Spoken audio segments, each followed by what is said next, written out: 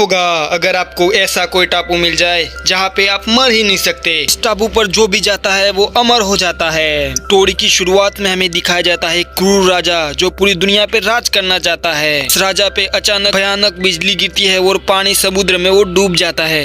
राजा की आंख खुलती है और उसे पता चलता है कि वो अनजान टापू पे पहुंच गया है। फिर यहाँ पे सीन शिफ्ट होता है और हमें दिखाया जाता है दंत कथाओं का द्वीप, अमर द्वीप। राजा फिर बताता है अपने गुलाम को कि ये द्वीप आज से हमारा होगा। यहाँ पे हमें एक और भी किरदार दिखाया जाता है, वो राजा का सेवक या दोस्त बोल सकते हो। वो बताता है राजा को कि हमारी सेना पानी में डूब के मर गई है। फिर राजा बताता है कि कोई सेना राजा को नहीं बनाती, राजा सेना को बनाता है। और आगे एक लड़की दिखाई देती है और वो राजा उसके पास जाता है। राजा उस लड़की को बताता है कि इस टापू पे राज करने आया हूँ मैं। तो वो लड़की कुछ उनकी लैंग्वेज में बताती है, तो उसका सेवक उस लैंग्वेज को ट्रांसलेट करके बताता है कि ये हमारे राजा है जो इस टापू पे काबू करने आए हो, इस पर राज करेंगे। लड़की भी बहुत ताकतवर होती है जो राजा की आंखों में धूल डालकर सेवक के पेट में तलवार डाल देती है और राजा के गले को काट देती है। राजा और सेवक दोनों ही वहाँ पे मारे जाते हैं। फिर सीन शिफ्ट होता है और हमें दिखाया जाता है राजा और सेवक जिंदा होते हैं, क्योंकि ये अमर द्वीप होता है।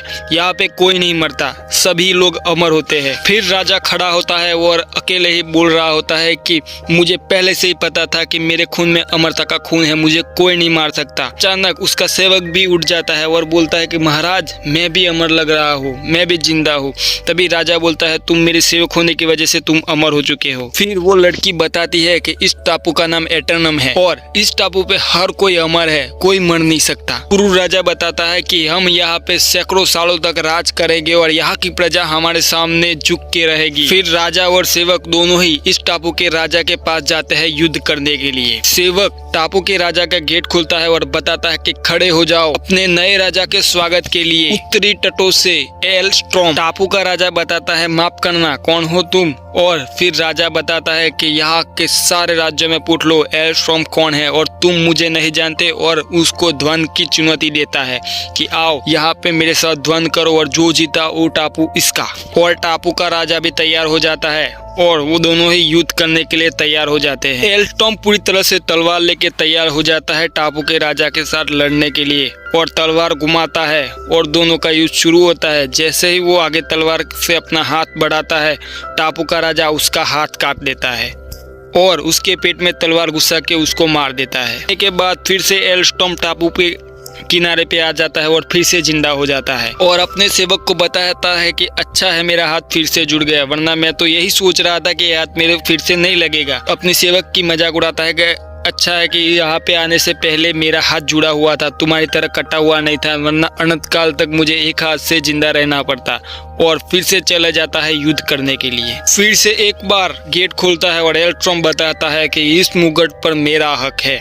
और यहाँ पे एलस्ट्रॉम चालाकी दिखा के वो द्वंद्व का चैलेंज नहीं देता, वो बताता है कि हम दिमाग से खेलेंगे, जो भी जीतेगा ये मुकुट उसका, और चेस खेलने को बोलता है। एलस्ट्रॉम और राजा द्वीप का राजा दोनों ही चेस खेलने बैठ जाते हैं और यहाँ पे एलस्ट्रॉम हार जाता है। फिर एलस्ट्रॉम हारने की वजह से तलवार निकालता है और राजा पे हमला करने ही वाला होता है, तभी राजा उसको फिर से मार देता है। एलस्ट्रॉम जिन जिन द्वंद्व में माहिर था उन द्वंद्व में उस राजा को चैलेंज देता है, लेकिन वो राजा हर चैलेंज में उसको मार ही देता है। एलस्ट्रॉम कई बार मरने के बाद उस राजा से जीत ही नहीं पा रहा होता है। युद्ध सालों तक चल रहा होता है, फिर भी एलस्ट्रॉम नहीं जीत पाता। फिर सीन शिफ्ट होता है और फिर से राजा उस टापू पे दिखाया जाता है और बोलता है कि ऐसा कैसे हो सकता है, जिस द्वंद्व में हमें कोई हरा नहीं सकता उसमें हम बार बार हार रहे हैं। तभी उसका सेवक बताता है कि महाराज आप जीतते नहीं थे, आपको जिताया जाता था, गुलाम आपको जितवा देते थे, कि आप उनके राजा थे। फिर एलस्ट्रॉम को बुरा लगता है और वो अपने गुलाम को बताता है कि मैं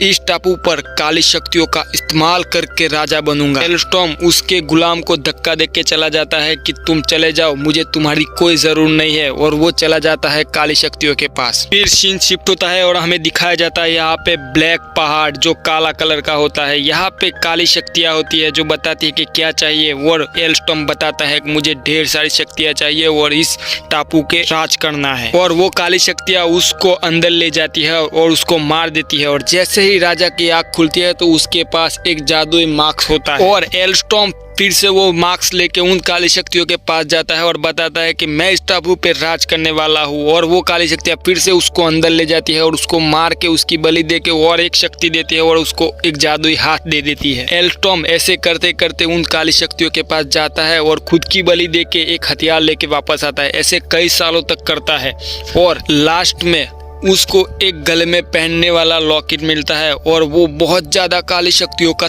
ताकतवर आदमी बन जाता है, इतना ताकतवर कि उसे कोई नहीं हरा सकता। और फिर से उस टापू के राजा के पास जाता है युद्ध करने के लिए। यहाँ पे दिखाया जाता है कि एल्स्टॉर्म का सेवक भी यहाँ टापू के राजा के पास सेवा में लगा हुआ होता है। फिर एल्स्टॉर्म दरवाजा तोड़ के उस टापू के राजा को बताता है कि मैंने पूरी शरीर की बलि देकर इन काली शक्तियों का मालिक बना हूँ और एक राजा ही कर सकता है ऐसा। और वो टापू के राजा ऊपर हमला करता है, लेकिन उस टापू के राजा को जरा सा भी खरोच भी नहीं आती और टापू के राजा तलवार लेके उसके ऊपर हमला करने जाता है और एक ही बार में एल्स्टॉर्म को हरा देता है। और एल्स्टॉर्म को बताता है कि तुम्हें मैंने सैकड़ों बार मारा है और तुम्हें मार मार के मैं बहुत ज्यादा उब गया हूँ। और अपना मुकुट वहाँ पे फेंक देता है और एल्स्टॉर्म को मारे बिना ही वापस चला जाता है। यहाँ पे एल्स्टॉर्म पूरी तरह से लाचार हो चुका होता है और वो जीत नहीं पा रहा होता है। या उसका दोस्त बोलो कबूला वो उसके आगे आता है और उसको हाथ बढ़ाता है।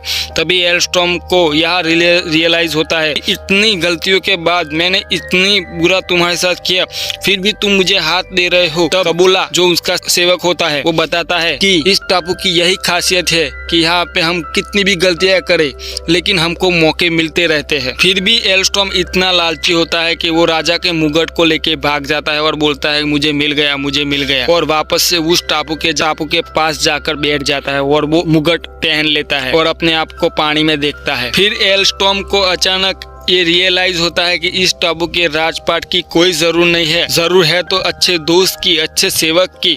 और उसको कबूला की याद आने लगती है, वो अकेला पड़ गया होता है। फिर एल्स्टॉर्म को वो लड़की दिखाई देती है जो हमें मूवी में पहली बार दिखाई दी थी और उसकी लैंग्वेज में वो बातें करने लगता है क्योंकि एल्स्टॉर्म कई सालों तक यहाँ पे रहने से उसकी लैंग्वेज भी सीख गया होता है। उसके मकान में कई दिनों तक मेहनत करता है और यहाँ पे दिन बीतते जाते हैं, रात बीतते जाते हैं। फिर हमें रिवील होता है कि एल्स्टॉर्म ने अपने दोस्त के लिए एक हाथ बनाया होता है। फिर यहाँ पे कबूला फिर से एक बार आता है और एल्स्टॉर्म कबूला को बताता है कि मैंने राजा का मुकुट को पिघला कर तुम्हारे लिए हाथ बनाया है और कबूला को बताता है कि तुम मेरे दोस्त हो, सेवक नहीं। कबूला हाथ देखकर बहुत ज्यादा खुश हो जाता है और एल्स्टॉर्म को अपना दोस्त मिल गया होता है। दोनों ही एक दूसरे को गले मिलते हैं और यहाँ पे हमारी स्टोरी खत्म होती है। और हाँ दोस्तों, वीडियो पसंद आया तो वीडियो को लाइक जरूर करना और चैनल को सब्सक्राइब करना। और आपको भी ये स्टोरी पसंद आई हो तो प्लीज कमेंट में पार्ट 2 जरूर लिखना क्योंकि मैं आपको ऐसी स्टोरी